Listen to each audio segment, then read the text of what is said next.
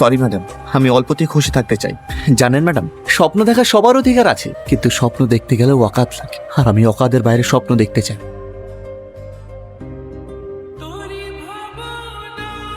কাল তোর রূপার সঙ্গে এরকম ব্যবহার করাটা ঠিক হয়েছে? মেয়েটা মেসে এসে কত কান্না করছিল। আরে যে মেয়েটা তোকে পাগলের মতো ভালোবাসে, সে সর্বস্ব দিয়ে তোকে আজ এই জায়গায় পৌঁছেছে, আর তুই যেটা বলছেন ভালো করে বুঝতে পারছি। আমি ওকে অপমান করতে চাইনি। ম্যাডাম নাকি আমাকে ভালোবাসে, উনি আমাকে বিয়ে করতে চায়। এখন কি করবো কিছুই ভেবে পাচ্ছি না। এখানে ভাবার কিছু নেই তো। যখন তোর কেউ ছিল না, তখন রূপা আর রূপার ফ্যামিলি তোকে আশ্রয় দিয়েছে। তাই তোর যদি বিবেক থাকে, তুই যদি সত্যি রূপাকে ভালোবেসে থাকিস, তাহলে ওকে আর কষ্ট দিস না। তুই ওর মতো জীবন সঙ্গী আর কোথাও পাবি না। কি হয়েছে? শরীর খারাপ? ড্যাডি, আমি তোমার কাছে এতদিন কিচ্ছু চাইনি, কিন্তু আমি মনের অজান্তেই সবুজকে অনেক ভালোবেসে ফেলেছি। ওকে ছাড়া আমি বাঁচবো না ড্যাডি, ওকে ছাড়া আমি বাঁচবো না। এতে সমস্যার কি আছে? আমি সবুজের সঙ্গে কথা বলছি।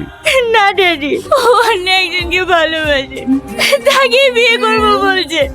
তুমি যা করে হোক সবুজকে আমার করে দাও, না হলে তোমার মেয়ে শেষ হয়ে যাবে ড্যাডি, তোমার মেয়ে শেষ হয়ে যাবে।